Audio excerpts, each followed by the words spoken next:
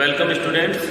तो देखिए कल अपन पढ़ रहे थे जगत रेखा, जगत बिंदु, दिक्काल अंतराल, आकाशवत, समयवत सदिश और स्थूल कारण था। तो अपन ने जगत रेखा, जगत बिंदु और दिक्काल अंतराल पढ़ा था। तो देखिए स्टूडेंट्स, दिक्काल अंतराल जो है डेल एस स्क्वायर को अपन ने डिनोट किया था students C square T2 square minus T1 square minus H2 square minus H1 square minus Y2 square minus Y1 square minus Z2 square minus Z1 square. या फिर इसे कह सकते हैं student C square T2 square minus T1 square minus, देखिए इनको plus के अंदर भी आप लिख सकते हो R2 vector minus R1 vector का स्क्वायर, क्योंकि R1 और R2 में क्या होता है H1 plus H2 plus H3, ये तो R1 में आ जाएगा और H2 plus Y2 plus Z2, ये sorry H1 plus Y1 plus Z1 तो किसमें आ जाएगा R1 में, और H2 plus Y2 plus Z2 किसमें R2 में। तो आप इसको ऐसे भी लिख सकते हो, उसी पर लिख सकते हैं सी स्क्वायर, ये डेल टी का स्क्वायर भी हो सकता है माइनस डेल आर का स्क्वायर, इसकी वैल्यू है ये डेल एस स्क्वायर। ठीक है, तो आप उसके आगे ये चीज भी लिख लेना कि दिक्काल अंतराल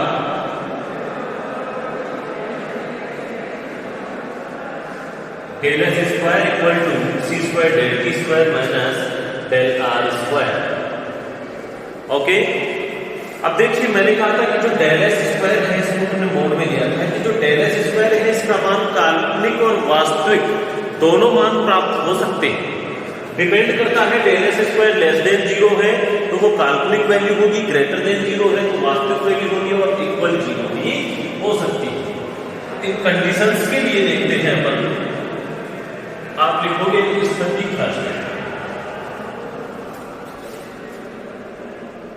देखिए स्टूडेंट्स, अपने स्थिति फर्स्ट अपन पढ़ रहे हैं जब del S square less than 0 हो, अर्थात दिक्काल अंतराल काल्पनिक एवं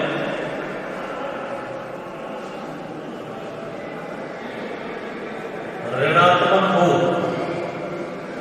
देखो अगर काल्पनिक होगा तो दिक्काल अंतराल क्या होगा, ऋणात्मक भी होगा।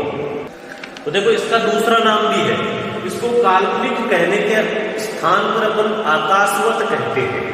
तो लिखोगे इसे काल्पनिक के स्थान पर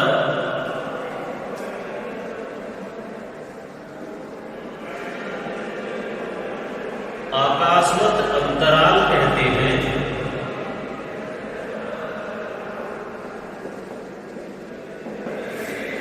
ऐसी स्थिति में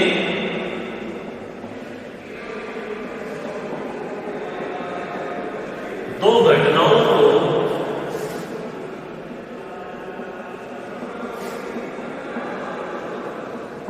जोड़ने वाला सदिश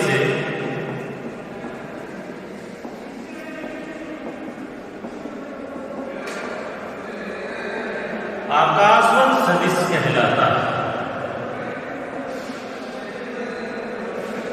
ऐसी स्थिति में दो घटनाओं को जो जोड़ने वाला सदिश है वो क्या कहलाता है, आकाशवत सदिश, स्पेस लाइक वेक्टर कहलाता है। क्या कहते हैं इसे, स्पेस लाइक वेक्टर, आकाशवत सदिश कहलाता है। इसी स्थिति में देखो अपने को जड़त्वीय निर्देश तंत्र 2 या 2 से अधिक प्राप्त हो सकते हैं और ऐसी घटनाएं एक ही समय पर अलग अलग स्थान पर घटित होती हैं। इसमें लिखोगे कि ऐसी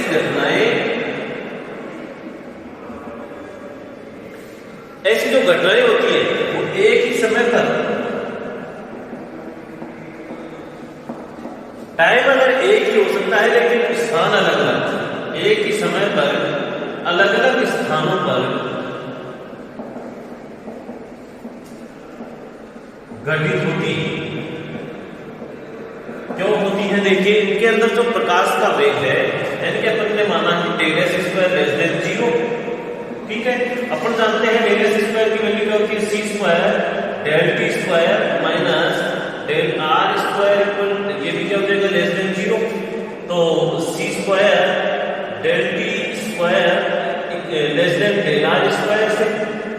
ओके, फिर देखिए क्या लिख सकते हैं स्टूडेंट्स, यानी कि सी दोनों तरफ वर्ग है तो C del T less than del R. Okay, फिर देखिए C less than del are upon del T. अब अपन क्या लिखते हैं students, del T is near by 0 के लिए लिमिट लगाते हैं ना, limit del T is near by 0 हो तो del T upon del are upon del T को क्या कह सकते हो, D R upon D T. और students D R upon D t equal क्या होता है, वेग होता है v। ये दोनों साइड पे आप लिख रहे इसे c लेस देन v। इससे कंडीशन अपने को क्या प्राप्त हो रही है, c लेस देन v, अर्थात यहां v कण का वेग है, c जो है वो क्या है, प्रकाश का वेग, तथा v कण का वेग है। देखिए क्या कह रहे हैं, प्रकाश का वेग कण के वेग से कम होता है, अर्थात इस ब्रह्मांड में ऐसे कोई पार्टिकल ही नहीं है अपना आपेक्षिकता का प्रथम अभिग्रहित द्वितीय अभिग्रहित भी ये कहता है कि सभी निर्देश तंत्रों के लिए प्रकाश का जो वेग है वो सार्वत्रिक नियतांक होता है। लेकिन ये आपेक्षिकता के द्वितीय अभिग्रहित की पालना भी नहीं कर रहा, ये कह रहा है कि प्रकाश का वेग तो कम होता है कण के वेग से। तो आप लिखोगे कि अर्थात इस स्थिति में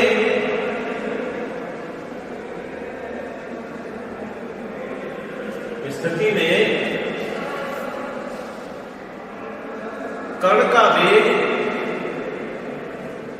v प्रकाश के वेग c से अधिक होता है।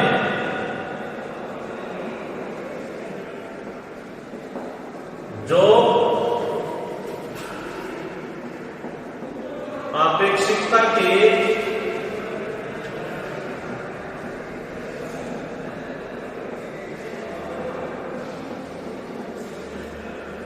द्वितीय अभिग्रहित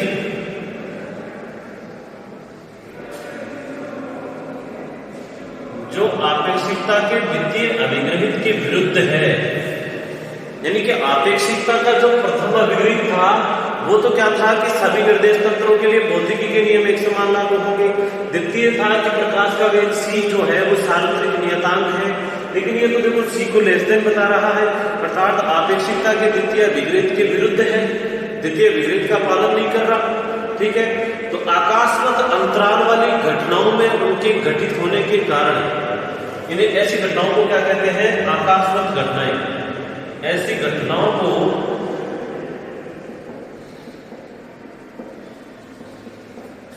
आकाशवत, जैसे अभी अपन ने पीछे आकाशवत सदिश कहा, तो ऐसी घटनाओं को आकाशवत घटनाएं कहते हैं। इनमें क्या होता है आकाशवत घटनाओं में, देखो कोई घटना एक निर्देश तंत्र में तो किसी एक घटना के बाद में घटित होती है, लेकिन वही घटना दूसरे निर्देश तंत्र में उस घटना से पहले घटित हो रही है, अर्थात इनके अंदर जो अंतराल है उनको प्रेक्षित कर ही नहीं सकते अपन, वेग ज्यादा है। तो आप लिखोगे कि किसी निर्देश तंत्र में, किसी एक निर्देश तंत्र में, ऐसे लिखना, किसी एक निर्देश तंत्र में एक घटना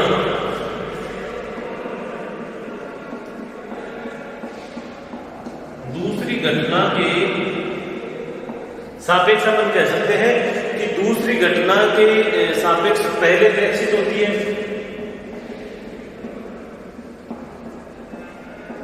पहले प्रेक्षित होती है, लेकिन दूसरे निर्देश तंत्र में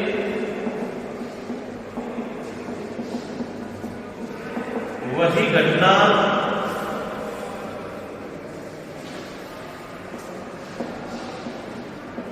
दूसरी घटना के सापेक्ष बाद में प्रेक्षित होती है।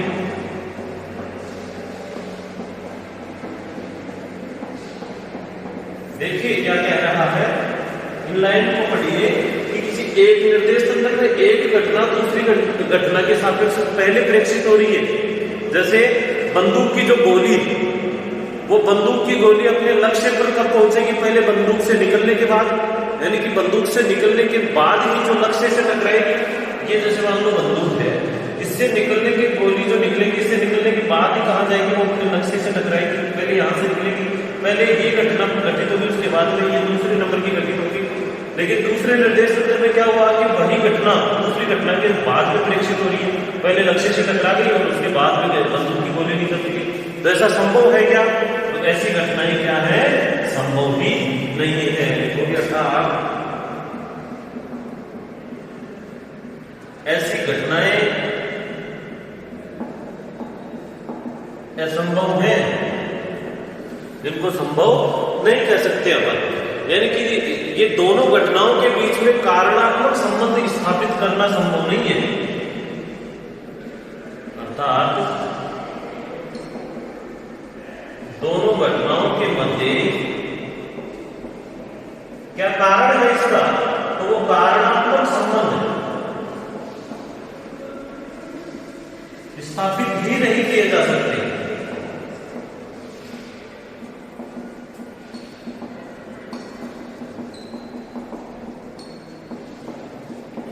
तो कारणात्मक संबंध स्थापित नहीं किए जा सकते, इसलिए इन्हें क्या कहते हैं? आकाशवत घटनाएं, यानी कि आकाश में घटित होने वाली घटनाएं इन्हें कहते हैं। यानी कि काल्पनिक है, तभी से अपन ने क्या कहा था शुरू में, डेल स्क्वायर जो है लेस देन 0 हो, तो ये काल्पनिक है, वास्तविक घटनाएं नहीं। अब पढ़ते हैं अपन स्थिति सेकंड। देखिए स्थिति सेकंड क्या है? डेल एस स्क्वायर जो वो अपन अब लेंगे ग्रेटर देन 0। तो स्टूडेंट्स 0 से अधिक जो भी वैल्यूज आती है वो क्या होती है? पॉजिटिव होती है। स्थिति second del S square greater than 0 तो क्या होता है? दिक्काल अंतराल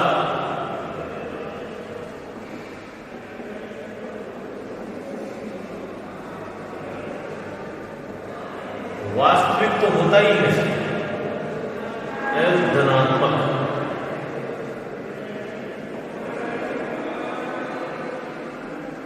दिक्काल अंतराल वास्तविक एवं धनात्मक होता है। तो इसमें क्या होता है? वास्तविक एवं धनात्मक की कंडीशन में देखिए स्टूडेंट्स, आप जानते हो del S square greater than 0 हो तो डेल एस स्क्वायर क्या होता है? C square del T square minus del जो आर स्क्वायर है वो भी क्या होगा? Greater than 0। C del T की स्क्वायर हटा दो, ग्रेटर देन डेल आर।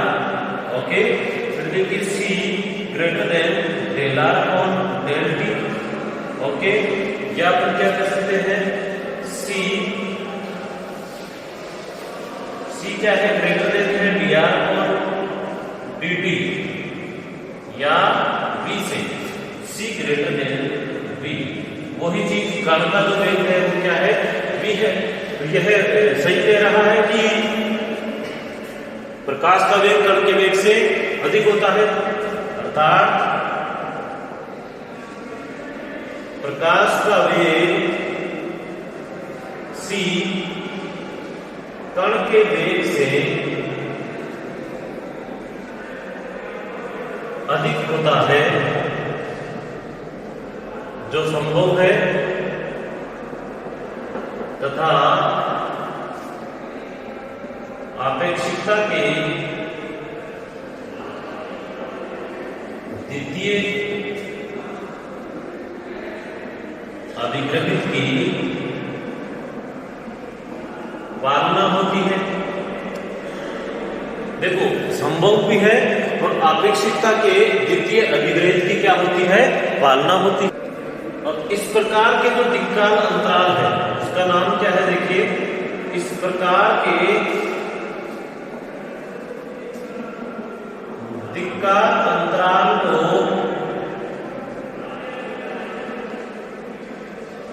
कालवत कालवत अंतराल कहते हैं। क्या कहते हैं? कालवत अंतराल। और चतुर्बिंब आकाश में दो घटनाओं को, चतुर्बिंब आकाश में दो घटनाओं को या बिंदुओं को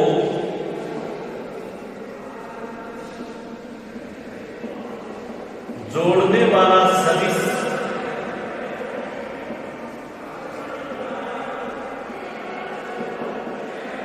कालवत सदिश कहलाता है। क्या कहलाता है? कालवत सदिश कहलाता है। ठीक है, देखिए इनके अंदर क्या है कि जो c है, प्रकाश का वेग है, वो v से क्या होता है? कण के वेग से अधिक होता है। अब कालवत अंतराल वाली जो घटनाएं हैं वो आपेक्षिकता के सिद्धांत के अनुरूप है, इसलिए ऐसी घटनाओं में कारण जो है, संबंध है, स्पष्ट बताए जा सकते हैं। ये लाइन नोटिस होगी। ऐसी घटनाओं में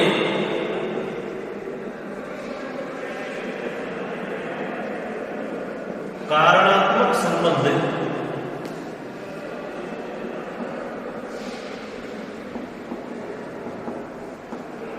स्थापित किए जा सकते हैं। कारणात्मक संबंध जो है स्थापित किए जा सकते हैं। ठीक है स्टूडेंट्स, अब देखिए लास्ट अपनी जो स्थिति है वो है थर्ड। जब जो डेल एस स्क्वायर है उसकी वैल्यू क्या हो students? Del S square equal to 0, यानी कि पैरेंट जो है और स्थिति जो है दोनों इक्वल हो जाएंगे, यानी कि लास्ट के अंदर में जो प्रकाश का वेग c है तो कण का वेग जो v है दोनों क्या हो? इक्वल की कंडीशन, यानी कि स्थिति third del S square equal to 0 हो। तो इसमें डेल एस स्क्वायर 0 की कंडीशन क्या कहलाती है? दिक्काल अंतराल क्या हो? शून्य हो। दिक्काल अंतराल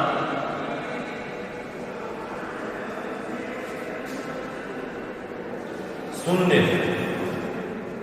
del S square equal to 0 के लिए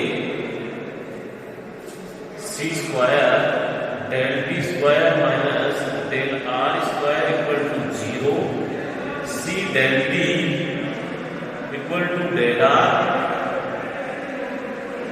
then C equal to del are upon del T, okay, C equal to V. अर्थात कण का वेग प्रकाश के वेग के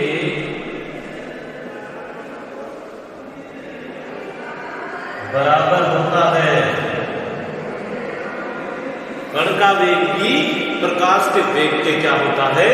बराबर होता है। तो इन घटनाओं के मध्य आकाशीय अंतराल, इसे क्या कहते हैं? आकाशीय अंतराल भी कहते हैं।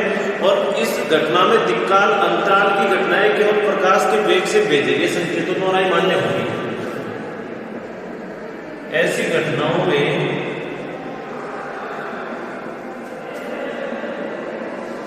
दिक्काल अंतराल का मान केवल प्रकाश के वेग से भेजे गए या प्रकाश के वेग से भेजी गई घटनाओं के लिए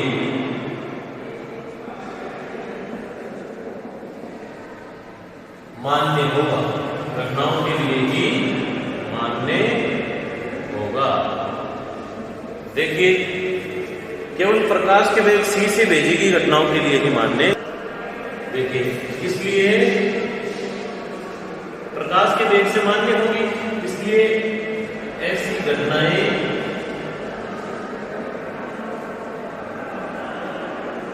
प्रकाशवत घटनाएं कहलाती हैं। प्रकाशवत घटनाएं कहलाती हैं। ये थी अपनी 3 कंडीशंस। इसके बाद में आप लास्ट में लिखोगे कि देखो दिक्काल अंतराल का मान नोट लगा करके लिख लो। दिक्काल अंतराल का मान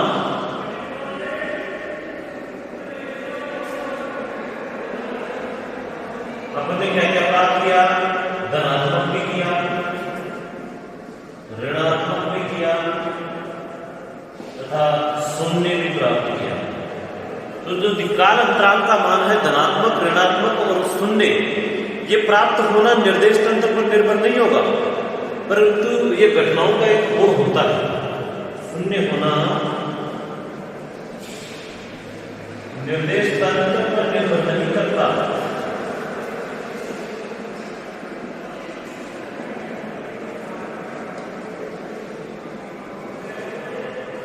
जबकि यह घटनाओं का